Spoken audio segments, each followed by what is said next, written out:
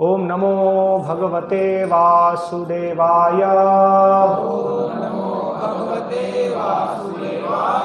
ओम नमो भगवते वासुदेवाय।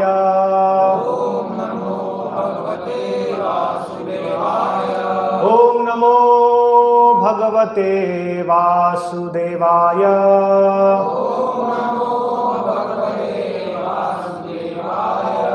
ओम अज्ञानतिमिरान्धस्य ज्ञानाञ्जनशलाकया चक्षुरुन्मिलितं येन तस्मै श्रीगुरवे नमः। श्रीचैतन्यमनोभीष्टं स्थापितं येन भूतले स्वयं रूप कदा मह्यं ददाति स्वपदान्तिकं। वन्देऽहं श्रीगुरोः श्रीयुतापदकमलं श्रीगुरून् वैष्णवांश्च श्रीरूपं साग्रजातं सहगणरघुनाथान्वितं तं सजीवं साद्वैतं सावधूतं परिजनसहितं कृष्णचैतन्यदेवं श्रीराधाकृष्णपादान् सहगणललिता श्रीविशाखान्वितंश्च। हरे कृष्णा कृष्णा कृष्णा हरे हरे, हरे राम राम राम हरे हरे। हरे कृष्णा। तो आप सबका स्वागत है आज के विशेष पर्व पर, श्री रामनवमी महोत्सव पर। तो हम यहाँ एकत्रित हुए हैं भगवान राम के विषय में सुनने के लिए। भगवान राम जो आज से कितने वर्ष पूर्व आए? 5000 नहीं, वो तो भगवान श्री कृष्ण ने भगवद गीता का उपदेश 5000 से अधिक वर्षों पहले दिया। भगवान रामचंद्र आए त्रेता युग में, और ये नहीं, इससे पूर्व त्रेता युग में लगभग गणना है 180 लाख वर्षों पूर्व भगवान रामचंद्र यहाँ पर आए। और आज भी हम देखते हैं विशेष रूप से इस भारतवर्ष में सब बड़ी उत्साह के साथ भगवान राम के विषय में सुनने के लिए एकत्रित होते हैं। तो ये एक संकेत है कि भगवान राम कोई साधारण व्यक्ति नहीं है, क्योंकि साधारण व्यक्ति के विषय में कुछ कहा जाता है तो कुछ वर्षों तक ही रहता है ना। तो हम देखते हैं कि बहुत विपरीत दुष्प्रचार है वर्तमान में भारतवर्ष में। हम कह सकते हैं कि आप लोगों ने भगवान राम के विषय में कभी स्कूल कॉलेज से नहीं सुना होगा, ना ही भगवान राम के विषय में तात्विक ज्ञान घर से, परिवार से प्राप्त किया होगा, क्योंकि ये संस्कृति समाप्त हो चुकी है ना। घर में अभी ये शिक्षा प्रदान करने की व्यवस्था नहीं रही है। लेकिन इतना दुष्प्रचार होने के पश्चात भी आज भी भगवान राम के विषय में सुनने की सबकी बड़ी उत्सुकता है।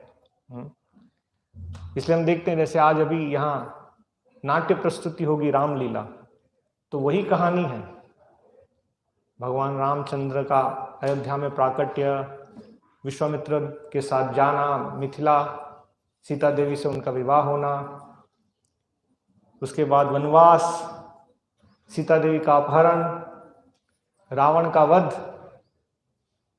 भगवान राम का पुनर्अयोध्या वापस आना, सीता देवी का परित्याग, है ना।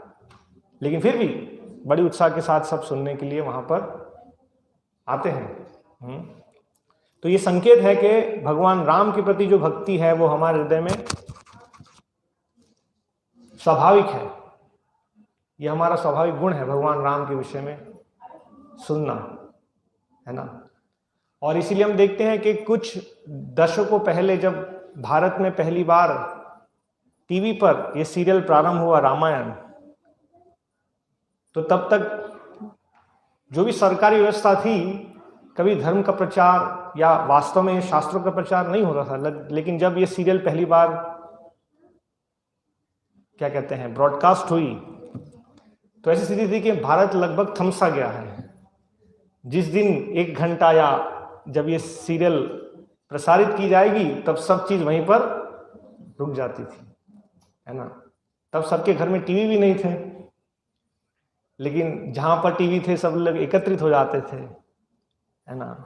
और हम देखते हैं कई क्षेत्रों में तो माताएं आरती की थाली लेकर के भगवान राम अभी आने वाले हैं, है ना, ये समझ के साथ। तो हम देखते हैं कि जहां पर वैदिक शास्त्र के अवशेष बचे हैं वहां पर ये समझ है कि भगवान राम कोई साधारण व्यक्ति नहीं है। जरूर सिखाया जाता है, स्कूल में भरपूर शिक्षा दी जाती है कि डार्विन्स थियरी है और आधुनिक मानव की उत्पत्ति इस काल से हुई। जब हम यहाँ चर्चा कर रहे हैं 180 लाख वर्षों के पूर्व, तो वैज्ञानिक गण आपसे प्रश्न करेंगे कि तब तो कोई मनुष्य था ही नहीं, है ना। लेकिन शास्त्र प्रमाण देते हैं कि मनुष्य का इस जगत में अस्तित्व बहुत पुरातन है।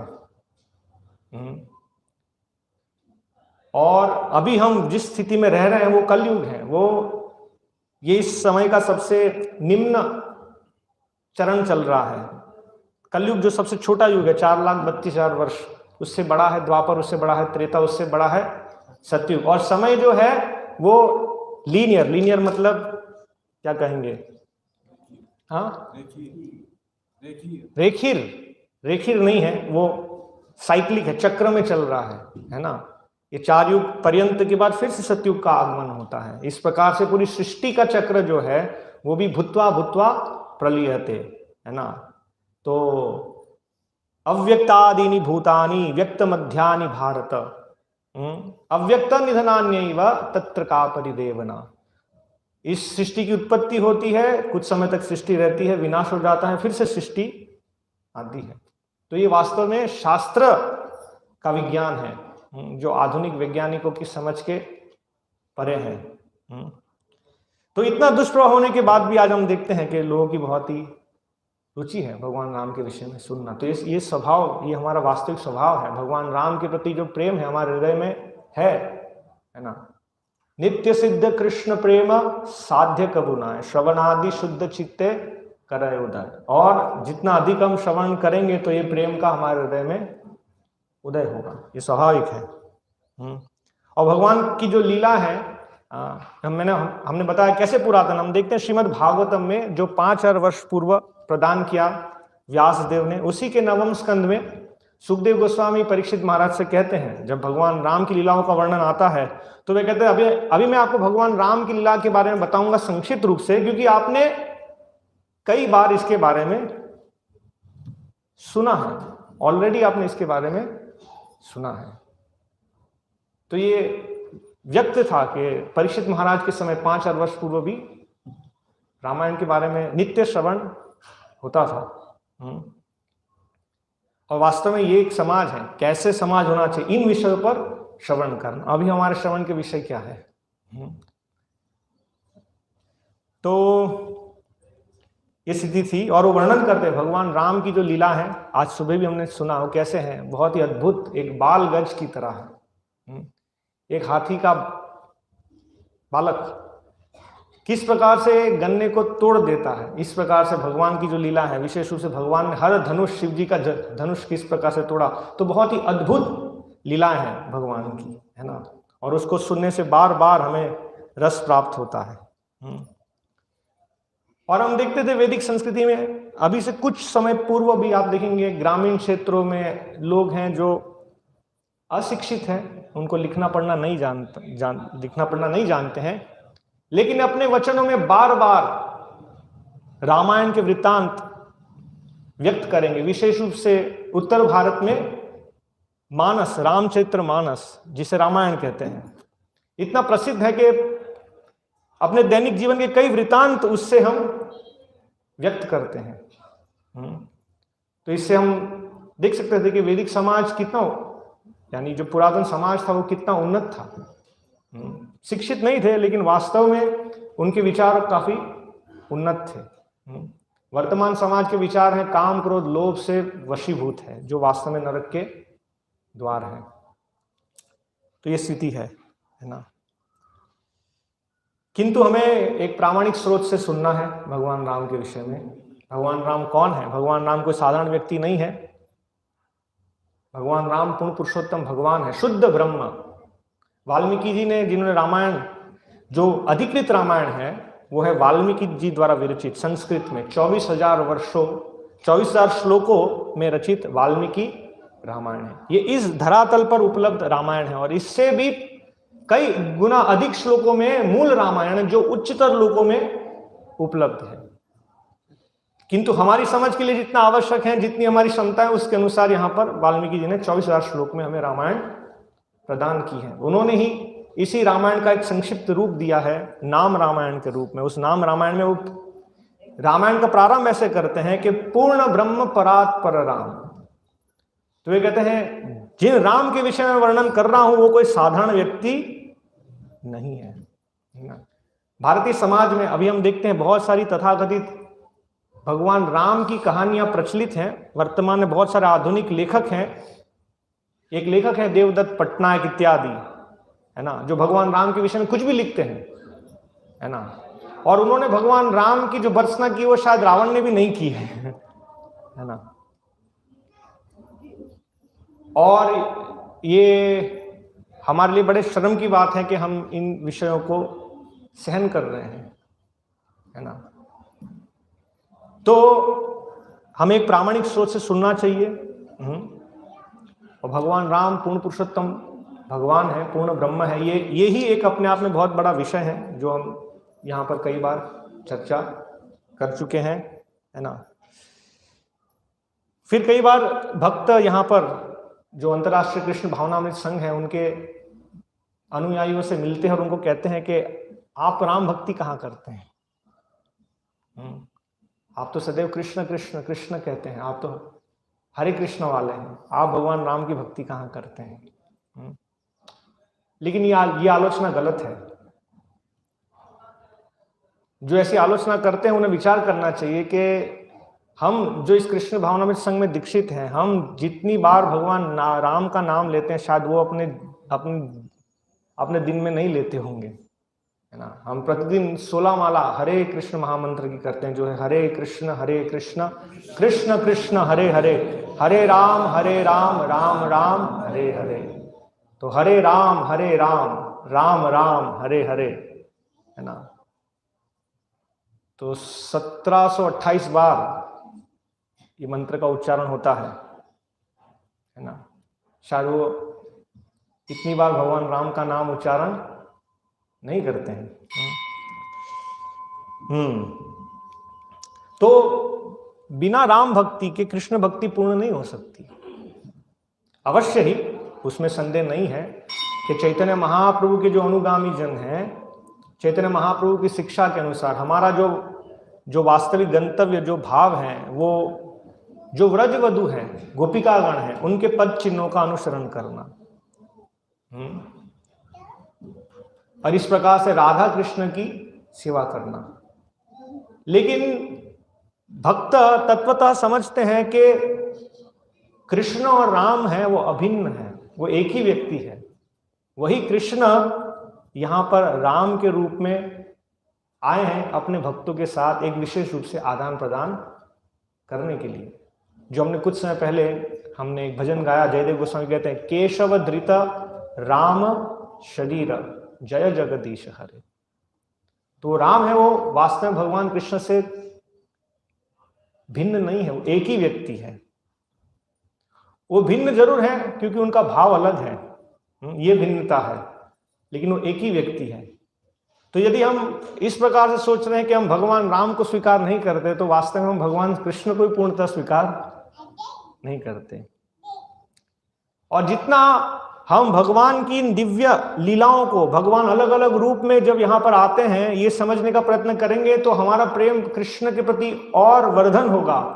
हम ये समझ पाएंगे कि भगवान का सबसे महत्वपूर्ण गुण जो है, भगवान है भक्त वत्सल। तो भगवान अपने भक्तों के कल्याण के लिए, उनकी प्रसन्नता के लिए यहाँ पर विविध रूपों में क्यों प्रकट होते हैं? भगवान राम क्यों आते हैं? भगवान रामादि मूर्तिषु, राम, नृसिंह, वराह, वामन इत्यादि ये रूप में क्यों आते हैं? वो कृष्ण ही है जो यहाँ पर उपस्थित हो रहे हैं, है ना। तो और गहराई से हम समझ सकते हैं वास्तव में भगवान के व्यक्तित्व को। तो ये स्थिति है। तो ये जो विचार है गलत है कि हम कृष्ण भक्ति करते हैं। कृष्ण भक्ति राम भक्ति अभिन्न है, एक ही है। हाँ, इसमें संदेह नहीं है कि कृष्ण आदि स्रोत है। एते चाम सकल पुंस कृष्णस्तु भगवान स्वयं। वही कृष्ण यहाँ पर भिन्न भिन्न रूपों में अवतरित होते हैं।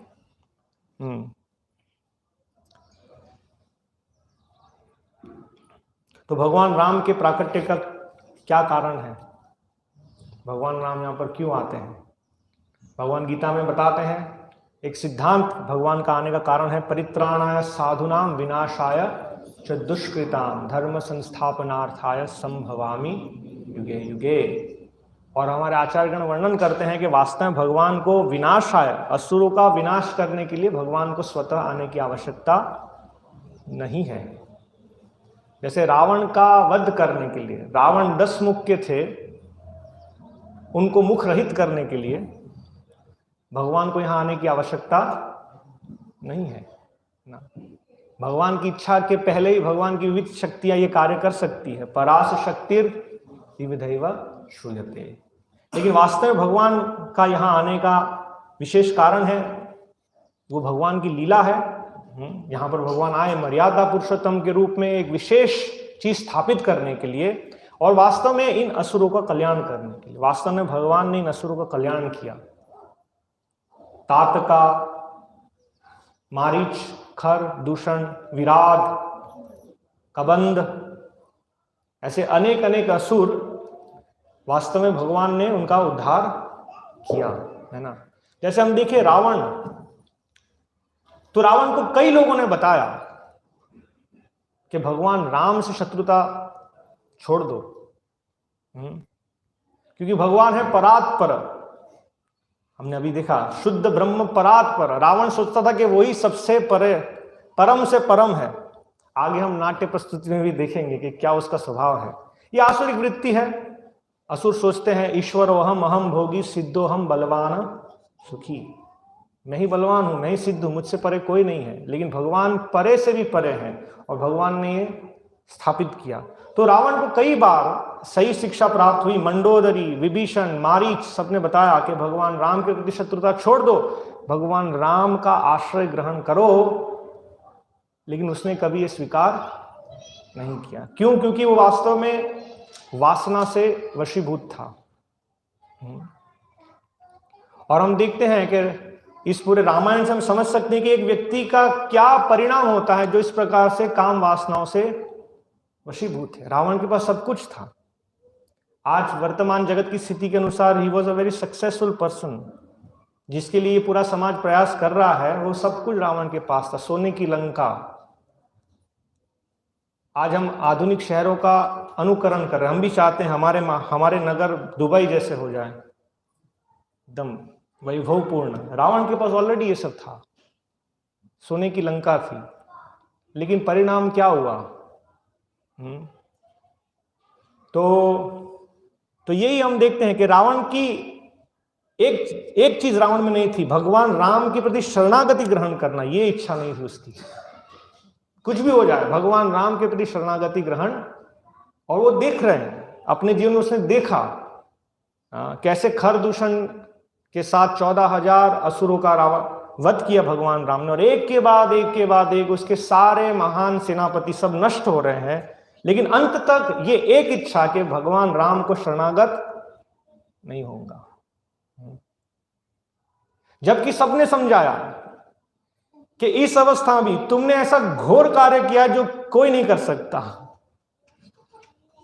जो लक्ष्मी स्वरूप आए, साक्षात माता सीता है, उनका अपहरण किया, है ना, किस भाव से। तो इस अवस्था में भी यदि अगर तुम भगवान राम को शरणागत हो जाओगे तो भगवान राम तुम्हें स्वीकार करेंगे। और हम देख सकते हैं भगवान राम के अनेक अनेक प्रसंग से, जैसे भगवान राम ने सबको किस प्रकार स्वीकार किया। भगवान ने हर एक को स्वीकार किया।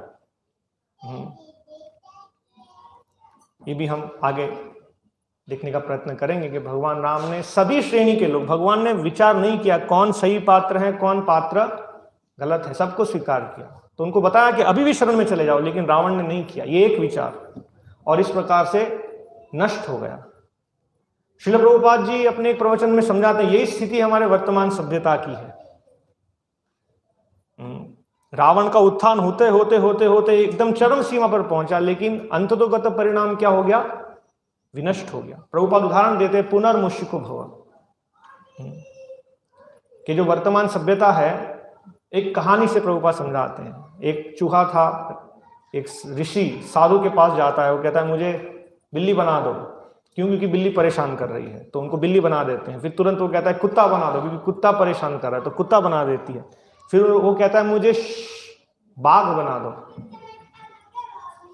तो जैसे वो कहते तथास्तु बाघ बन जाओ, तो वो तुरंत ही वो ऋषि को घूर रहा है कि अभी ऋषि को ही खा जाऊंगा। तो ऋषि ने तुरंत ही आशीर्वाद दिया पुनर्मुषिको भव, फिर से चूहा बन जाओ, है ना। तो इस प्रकार से जो हमारी सभ्यता है, हम सोच रहे हैं कि हम ये बहुत बड़े हो गए, बहुत बड़े हो गए, बहुत बड़े हो गए। हम इस अवस्था में पहुंच गए कि हम भगवान के अस्तित्व को ही नहीं स्वीकार करना चाहते। अगर हमारा विश्लेषण करें वर्तमान समाज का, तो हम में किस प्रकार के गुण है? भगवान राम के अनुयायी के गुण है या रावण के अनुयायी के गुण है? तो हम देखेंगे कि हम सब में अधिकांश जो गुण है वो रावण के अनुयायियों के है ना। सबके घरों में टीवी में क्या चल रहा है, किस प्रकार से सब कपड़े पहन रहे हैं, किस प्रकार की भाषा लोग बोल रहे हैं, किस प्रकार के विचार उनके हृदय और मन में भरे हुए हैं, किस प्रकार की दृष्टि है उनकी, ये सब चीजों का विश्लेषण करें, उनकी क्या क्या इच्छाएं हैं, तो हम समझ पाएंगे कि वास्तव में हम सब रावण के ही पक्ष में हैं। तो इस तरह से हमें अपना अन्वेषण करना होगा और इन वृत्तियों को छोड़ना होगा, वरना हमारा भी गति यही होगा। तो भगवान राम यहाँ पर आए असुरों का उद्धार करने के लिए, हमने देखा। वैसे भगवान को आने की जरूरत नहीं थी, लेकिन भगवान आए इस भारत, पवित्र भारत भूमि को, भारतवर्ष को और पावन करने के लिए। और भगवान भ्रमण की इन 14 वर्षों में अपने कमल चरणों के माध्यम से, भागवतम में वर्णन है, ऐसे कोमल चरण जिनको सीता देवी के कोमल हाथ भी स्पर्श करने से कष्ट होता था, उन कमल चरणों से भगवान ने इस भारत भूमि पर बहुत चिरकाल तक भ्रमण किया, और उनके साथ साथ उनके शुद्ध भक्तों ने इस पावन भूमि का भ्रमण किया और इस पावन भूमि को और पावन किया। तो भगवान के ऐसे अनेक अनेक अनेक अनेक कारण हैं। विशेष रूप से हम देखते हैं दंडकारण्य, पंचवटी और जनस्थान, इन सब स्थान जहां पर असुरों का बहुत ही प्रभाव था, तो वह उस भूमि को भगवान ने अनुकूल किया ऋषियों के लिए। उन ऋषियों का कल्याण किया। और हम देखते हैं कि उनके कार्य में, उनका स्वधर्म पालन करने में जो विघ्न आ रहे थे, वो भगवान ने हटाए। रामलीला प्रारंभ ऐसे होती है, विश्वामित्र आते हैं दशरथ महाराज के यहाँ पर, और भगवान एक युवक हैं, उनको लेके जाते हैं। तो इस प्रकार से अनेक अनेक ऋषि हम देखते हैं। विश्वामित्र है, फिर आगे गौतम, भारद्वाज, अगस्त्य, शरभंग, सुतीक्ष्ण, इन सभी ने वास्तव में भगवान का दर्शन और भगवान से लाभान्वित हुए।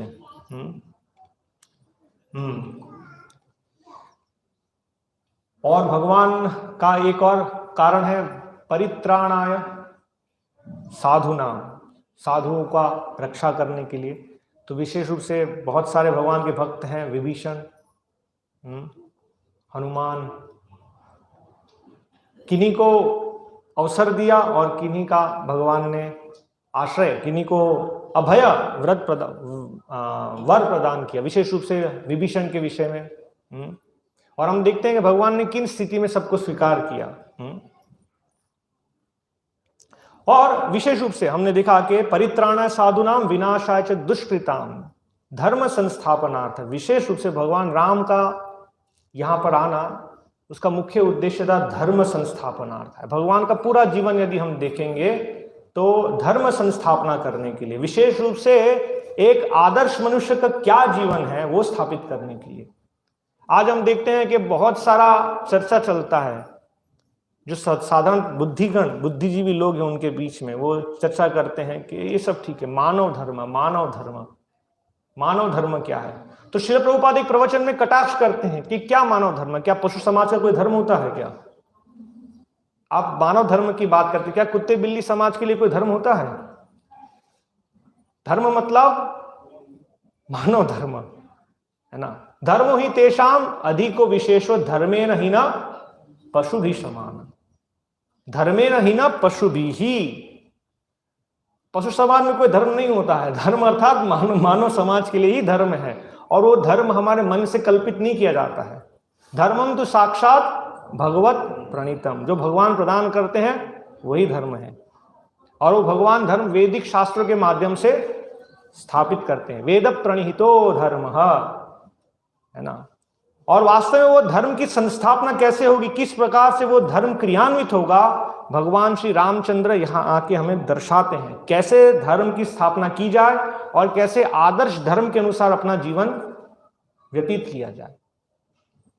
वो अपने जीवन से वास्तव में मर्यादा क्या है, वास्तविक धर्म क्या है, वो हमें सिखाते हैं।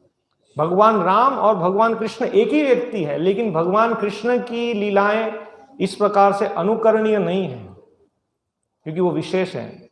जैसे भगवान के द्वारा गोवर्धन पर्वत का उद्धार, भगवान ने गोवर्धन पर्वत धारण किया, साधारण व्यक्ति के लिए ये विचार भी करना संभव नहीं है। गोपियों के साथ भगवान की रासलीला, गोपियों का वस्त्रहरण, ये सब दिव्य उन्नत अवस्था की चीज है, लेकिन एक साधारण व्यक्ति के लिए यह अनुकरणीय नहीं है। लेकिन भगवान रामचंद्र यहाँ आके स्थापित करते हैं किस प्रकार से आदर्श व्यवहार किया जाए। एक एक प्रसंग से हम इस चीज को समझ सकते हैं, जो बहुत महत्वपूर्ण है। विशेष रूप से भगवान राम यहाँ पर आए राजधर्म स्थापित करने के लिए, क्षत्रिय धर्म स्थापित करने के लिए, वर्णाश्रम धर्म स्थापित करने के लिए।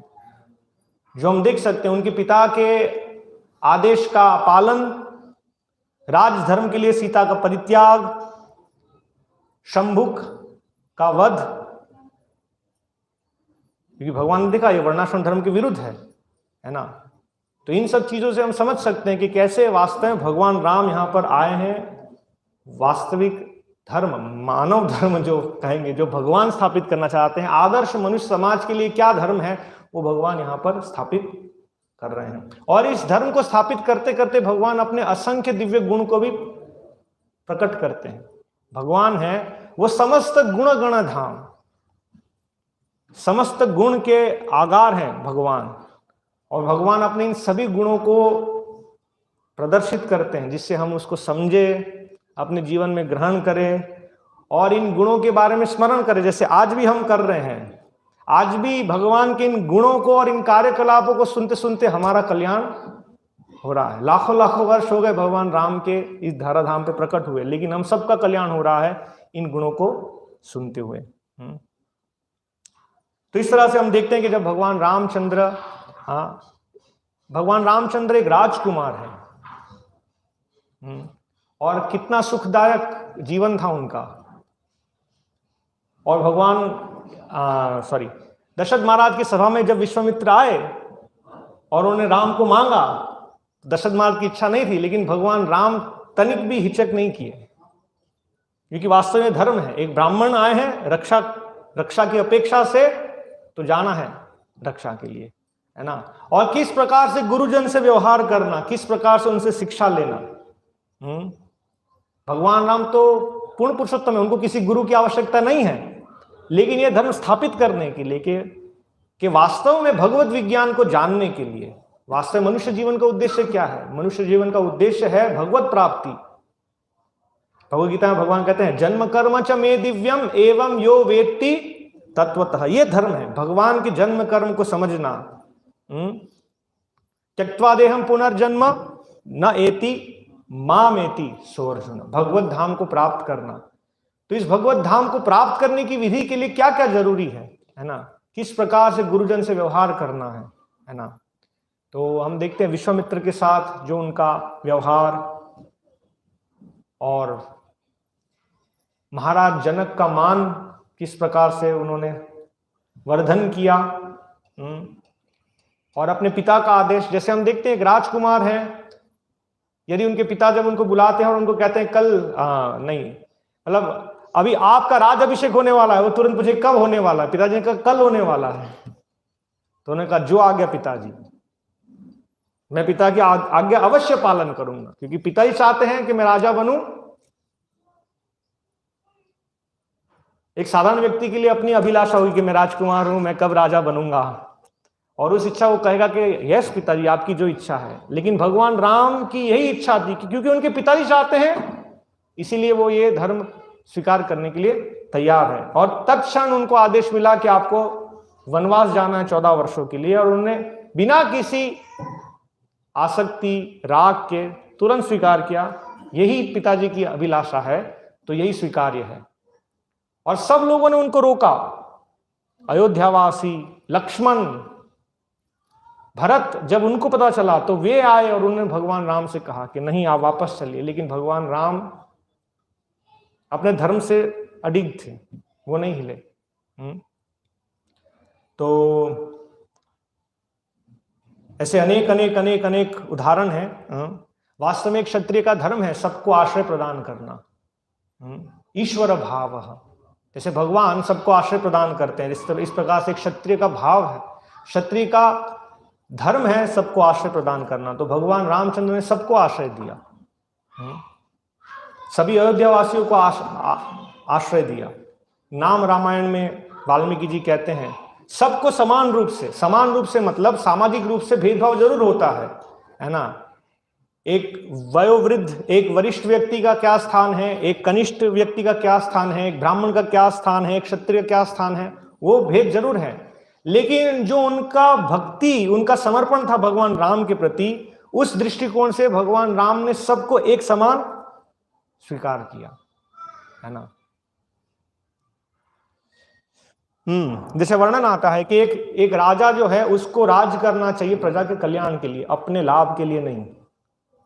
वर्तमान समाज में हम देखते हैं कि जो अभी राजपाट संभालते हैं उनका एक ही उद्देश्य है, प्रजा का जो होना हो, है ना, लेकिन हमारा लाभ जरूर होना चाहिए। आर्थिक व्यवस्था देश की कितनी भी नीचे चली जाए, लेकिन हमारे सुख सुविधा में किसी प्रकार की कमी नहीं होनी चाहिए, है ना।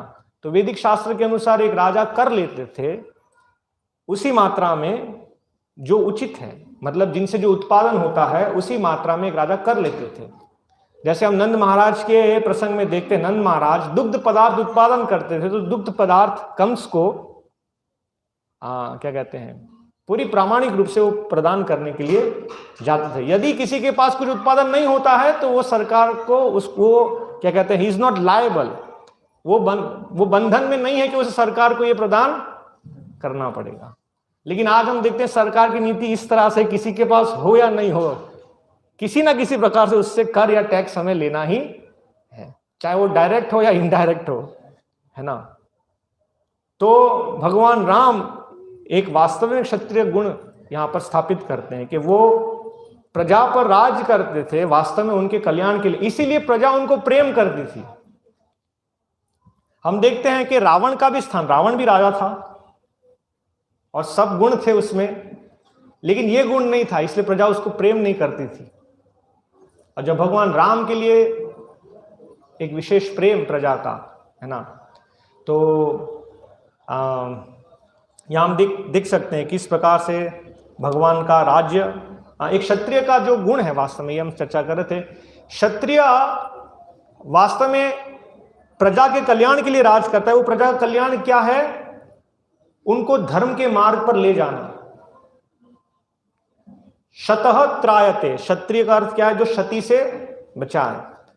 तो केवल वो शारीरिक क्षति नहीं है कि कोई उनको आक्रमण कर रहा है और शारीरिक हानि से उनको बचाना, लेकिन आध्यात्मिक हानि से भी बचाना, वास्तव में धर्म के मार्ग पर उनको ले जाना। एक क्षत्रिय की समझ क्या है कि प्रजा की रक्षा कैसे होगी, धर्मो रक्षति रक्षितः,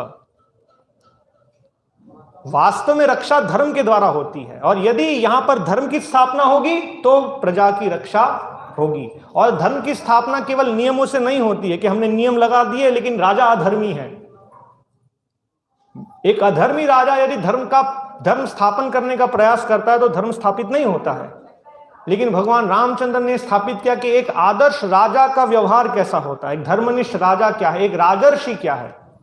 जैसे भगवद गीता में भगवान कहते हैं कि एक राजा का स्वभाव कैसा होता है, ऋषि के समान।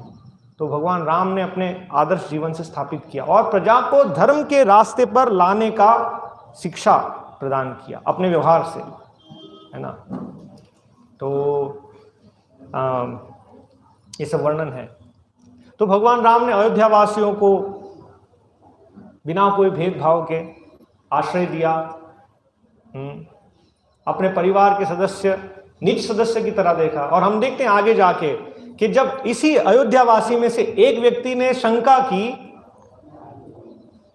उसके पत्नी के दुर्व्यवहार से, व्याभिचार व्यवहार से, जब उसने तुलना की कि मैं भगवान राम की तरह नहीं हूं जो सीता को स्वीकार कर सकते हैं, मैं तुम्हें स्वीकार नहीं करूंगा, तो भगवान ने उसे प्रधानता दी कि एक राजा के लिए शोभनीय नहीं है। पारिवारिक जीवन गौण हो जाता है, लेकिन राजधर्म पहले हो जाता है ना। भगवान के लिए सबसे दुष्कर ये था। भगवान का जो सीता जी के लिए प्रेम है वो हम देख सकते हैं जब भगवान सीता जी से अलग हो गए, जो उस वियोग में एक साधारण पुरुष की तरह भगवान का वास्तव में ये बाह्य रूप से दिखता है कि एक स्त्री से आसक्त पुरुष के जीवन में क्या परिणाम होता है, लेकिन आंतरिक रूप से तो भगवान सबसे उन्नत भावों को प्रकट कर रहे थे। ये श्रील प्रभुपाद जी भागवतम के 9वें स्कंद के 10वें अध्याय के कुछ तात्पर्यों में श्रील प्रभुपाद इस विषय को समझाते हैं। विप्रलंब भाव, है ना, जो आध्यात्मिक जीवन में प्रवीण है वो इन चीजों को समझ सकते हैं। तो भगवान का जो विशेष प्रेम है सीता जी के प्रति, अब भगवान के लिए सबसे कठिन चीज है सीता जी का परित्याग करना, लेकिन एक धर्म की स्थापना के लिए भगवान ने इसको भी स्वीकार किया स्थापित करने के लिए। तो तो हम देख रहे थे भगवान ने कैसे अयोध्यावासियों को ग्रहण किया, और आगे जाके हम देखते हैं केवट एक साधारण व्यक्ति है लेकिन भगवान ने उनको स्वीकार किया। गुह वनवासी है, सभ्य समाज के बाहर है। वैदिक समाज जो वैदिक धर्मों के नियम से नियंत्रित हो सकता है, उनका विभाजन 4 श्रेणी में होता है, ब्राह्मण, क्षत्रिय, वैश्य, शूद्र। चातुर्वर्ण्यम मयाश्रितम। ये चातुर्वर्ण्य क्या है? ये गुणों के अंतर्गत, कोई सत्वगुण से प्रधान है, कोई रजोगुण से प्रधान है, कोई रजोतमोगुण से प्रधान है, कोई तमोगुण से प्रधान है, लेकिन ये चारों वर्ग सभ्य समाज के भाग गिने जाते हैं और उनको वैदिक शास्त्रों के नियम से नियंत्रित किया जा सकता है। लेकिन ऐसा समाज है जो इन नियमों के द्वारा नियंत्रित नहीं किया जा सकता, वो अभद्र समाज है, वो समाज के बाहर रहता है। लेकिन भगवान ने उनकी सेवा भी स्वीकार की, गुह की सेवा भी भगवान ने स्वीकार की। फिर शबरी की सेवा भगवान ने स्वीकार की। जटायु, अगर हम भौतिक दृष्टि से देखें तो जटायु वो क्या है? गिद्ध, वल्चर, उन्नत है, भगवान के महान भक्त है, लेकिन एक भौतिक दृष्टि से भगवान ने ये दृष्टिकोण स्थापित किया कि एक गिद्ध है वो क्या खाते हैं, निंदनीय ना, जो शरीर मर जाता है उस मृत शरीर को वो खाते हैं। कौन गिद्ध को ग्रहण करेंगे? लेकिन भगवान ने उनको ग्रहण किया। तो इस प्रकार से भगवान की महानता है। और विभीषण असुर कुल से जन्म लिए हैं, लेकिन भगवान ने उनको ग्रहण किया। तो इस प्रकार से बहुत सारी चीज है भगवान के जीवन से सीखने के लिए, और भगवान के महान भक्तों के जीवन से, लक्ष्मण, सीता देवी, विभीषण, हनुमान, आज और कल शाम भी हम इन सब विषयों को, हनुमान जी की सेवा के बारे में हमने देखा। रामायण में वर्णन आता है किस प्रकार के सेवक हैं। जब से उन्नत सेवक हैं वो ऐसा कार्य करता है, स्वामी ने बताया उससे भी कई गुना ज्यादा। तो हनुमान जी के, ये हमने विस्तृत चर्चा की है पूर्व। और लक्ष्मण जी के जीवन से हम इन सभी के जीवन से मुख्य बिंदु हम ये देख सकते हैं कि उनकी सेवा में लेश मात्र भी स्वार्थ नहीं है। हम आध्यात्मिक जीवन में प्रवेश करते हैं, जब हम कुछ सेवा करना चाहते हैं तो उस सेवा में हमारा स्वार्थ तो बहुत ही निहित है। हम भगवान की कोई सेवा करते हैं और सोचते हैं कि इससे मेरा कुछ सुख हो जाए। जैसे हम सेवा करते हैं हम तुरंत अभिलाषा करते हैं मेरा ये हो जाए भगवान, सुख हो जाए, शांति हो जाए, जीवन में व्यवधान नहीं आए, ये इस प्रकार से एक लिस्ट चलती है। इससे कोई और उन्नत हो जाता है तो वो सोचता है भगवान यहाँ पर जो कष्ट आना आ जाए, लेकिन इसके बाद भगवत धाम में हम चले जाए, वहां पर मुझे बहुत ही सुख मिल जाए, है ना। तो या तो मुक्ति के पहले हम सुख की अभिलाषा करते हैं, या हम सोचते हैं कि मुक्ति के बाद मेरा सुख महत्वपूर्ण है, कि जो मेरा सुख है ये बिंदु हमारे जीवन में जाता नहीं है। लेकिन हम देख सकते हैं कि भगवान जो धर्म की स्थापना करते हैं अपने अनुयायियों के माध्यम से, उसमें हम देखते हैं कि लेश मात्र भी स्वयं का स्वार्थ नहीं है। लक्ष्मण भी वैवाहिक जीवन में थे, तो सीता देवी वो भी धर्म स्थापना कर रहे हैं, भले ही वो राजकुमारी है, लेकिन यदि भगवान वनवास जा रहे हैं तो एक पत्नी उनकी छाया के समान है, वो कभी पति का आश्रय नहीं छोड़ सकती। ऐसा नहीं कि आप वनवास जाओ और हम आराम से अपने घर में रहेंगे, यहां रहेंगे या जनक महाराज के घर पर रहेंगे। आज के समाज में हम देखते हैं कि कितना चेतना नीचे हो जाता है ना। स्वार्थ इतना है कि वो सोचते हैं कि आप काम करो, हम यहीं रहेंगे, हमें धन चाहिए, और उस धन के लिए हम सोचते हैं कि साथ में रहना भी जरूरी नहीं है, आप तो भारत के बाहर चले जाओ, विदेश जाओ, काम करो, गल्फ कंट्री जाओ, अमेरिका जाओ, कि लेकिन पैसे भेजते रहिए आप। एक सामान्य सी चीज है ना। विचार कर रहे हैं आप इन चीजों को, लेकिन सीता देवी ने नहीं विचार किया। सीता देवी ने अपना स्वधर्म पालन किया। जो भी कठिनाई है, एक पत्नी का कार्य है अपने पति का अनुगमन करना। और हम देखते वर्तमान में जैसे ही पति के जीवन में कुछ कठिनाई आती है तो पत्नी सोचती है अरे रे ये नहीं चलेगा।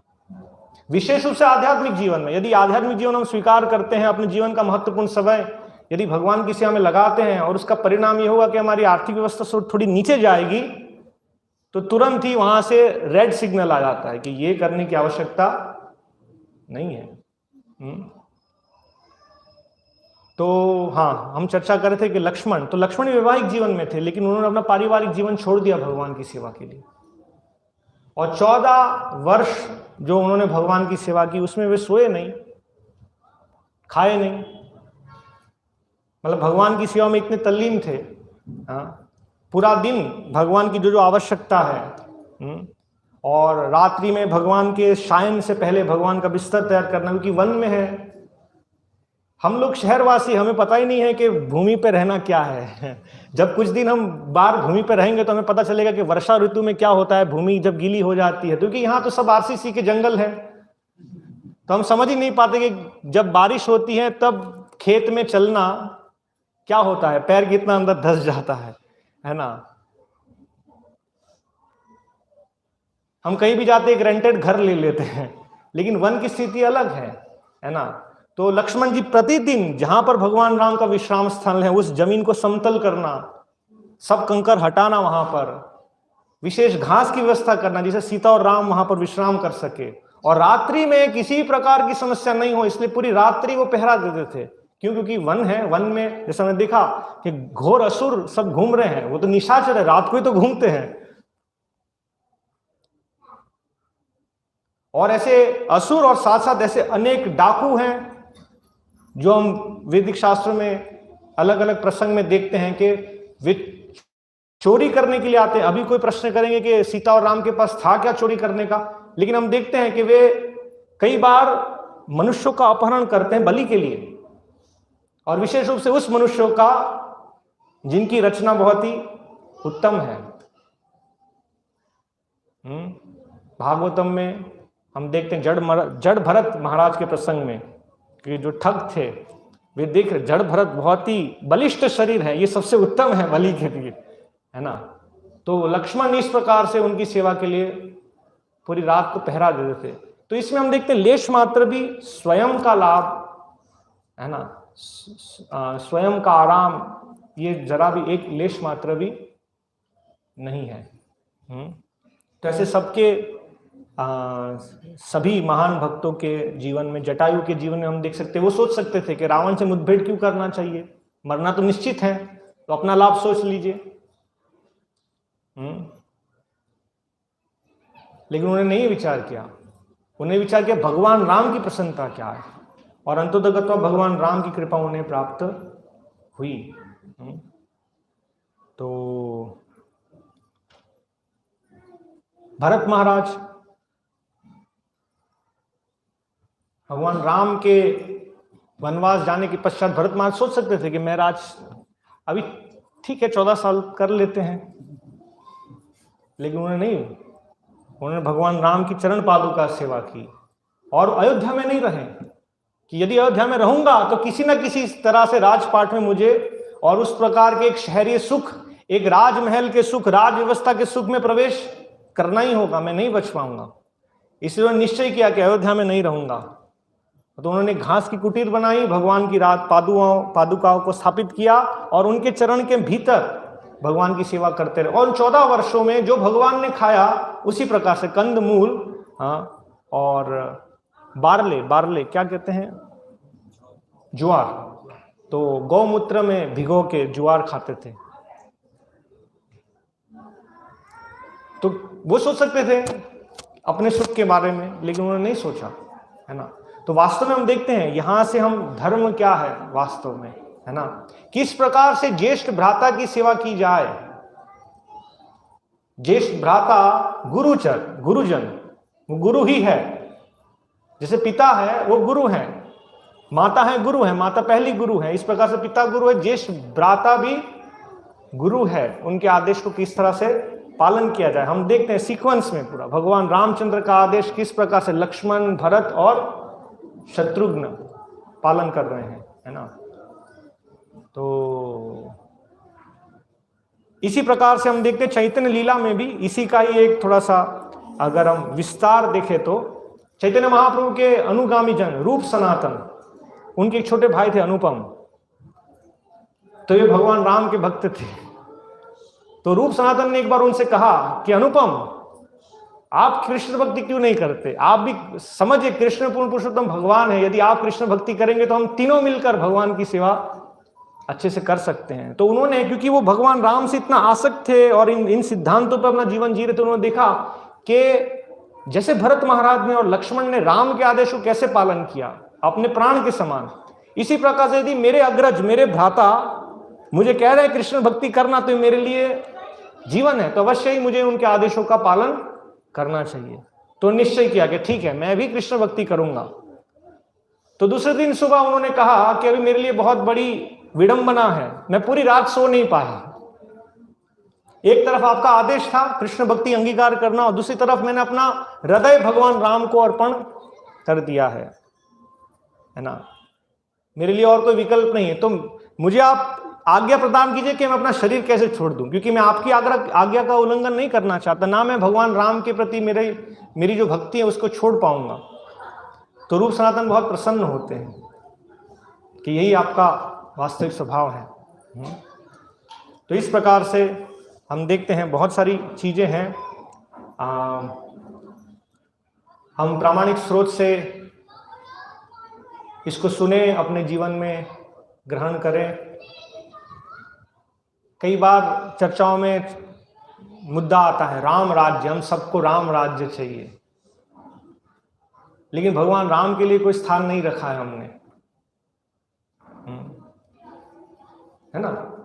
कुछ साल पहले एक पादरी थे ब्रिटेन में, आर्क बिशप ऑफ कैंटरबरी, उन्होंने अपने एक लेख में लिखा कि आज का जो समाज, they want kingdom of God without God, उनको भगवान के बिना भगवान का राज्य चाहिए। और हम यही कर रहे हैं ना, हमारे जितने बड़े बड़े प्लानिंग कमीशन, हम क्या कहते हैं, सुख चाहिए, समृद्धि चाहिए, दीर्घायु चाहिए, बीमारी नहीं चाहिए, युद्ध नहीं चाहिए, है ना, केवल लाभ लाभ लाभ और प्रगति।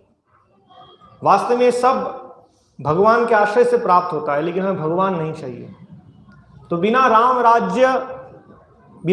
के राम राज्य स्थापित नहीं होगा। और राम राज्य स्थापित कैसे होगा, उसके लिए इन सिद्धांतों का हमें पालन करना पड़ेगा। विशेष रूप से जो भगवान राम हमें अपने जीवन से स्थापित करते हैं, विशेष रूप से वर्णाश्रम व्यवस्था।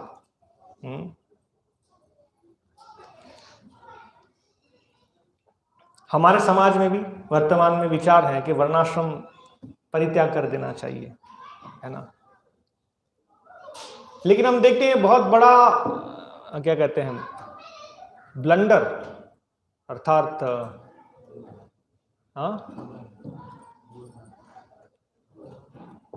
दुर्घटना हो जाएगी, एक दुर्घटना हो जाएगी। हाँ, देखिए वर्णाश्रम व्यवस्था किसके लिए है? वर्णाश्रम व्यवस्था उस दूषित समाज के लिए है जो गुणों से प्रभावित है, जो गुणों से ऊपर नहीं उठी है, जो सत्व रजस तम, विशेष रूप से जो निम्न गुण है, रजोतमो गुण से प्रभावित हैं, उनका क्रमशः उद्धार करने के लिए, पाश्विक सभ्यता को मनुष्य स्तर पे ऊपर उठाने के लिए। और उसका उद्देश्य यह है कि वो तीनों गुणों से परे चले जाए। वर्णाश्रम चार्वता पुरुषेण परः पुमान् विष्णु आराध्यते पंथा नान्यत् तत्तोष कारणम। तो वास्तव में भगवान विष्णु के प्रति शुद्ध भक्ति, जो गुणातीत अवस्था है, उस अवस्था पे पहुंचना। तो अगर गुणातीत अवस्था पर पहुंचने के बाद यदि कोई वर्णाश्रम विधि का परित्याग करता है, योग्य हो जाता है, तो वो अनुमोदनीय है, वो अनुमोदित है। हाँ, लेकिन यदि कोई ना समझ से, जो निम्न गुणों में, जघन्य गुणों में है, वो जो रजोतमो गुणों से नीचे है या रजोतमो गुण में फंसा हुआ है, और यदि वो सोचता है कि वर्णाश्रम का परित्याग कर दूंगा, है ना, तो वो बहुत बड़ी दुर्घटना हो जाएगी, जो आज हमारे वर्तमान समाज के साथ हो रहा है। इसलिए अंग्रेजी में दो शब्द हैं, एक है ट्रांसेंड, उसके परे चले जाना, दूसरा है ट्रांसग्रेस, उसका परित्याग करना। तो भगवान रामचंद्र ये हमें स्थापित करते हैं, एक आदर्श ब्राह्मण का क्या गुण होता है, कैसे व्यवहार होना चाहिए, एक आदर्श क्षत्रिय का क्या गुण है, कैसे व्यवहार करना, एक आदर्श वैश्य का क्या गुण है, एक आदर्श शूद्र का क्या गुण है। जैसे इस शरीर का विभाजन है, सिर है, बाहु है, पेट है और पैर है, वो हमेशा रहेगा, उसको हम हटा नहीं सकते।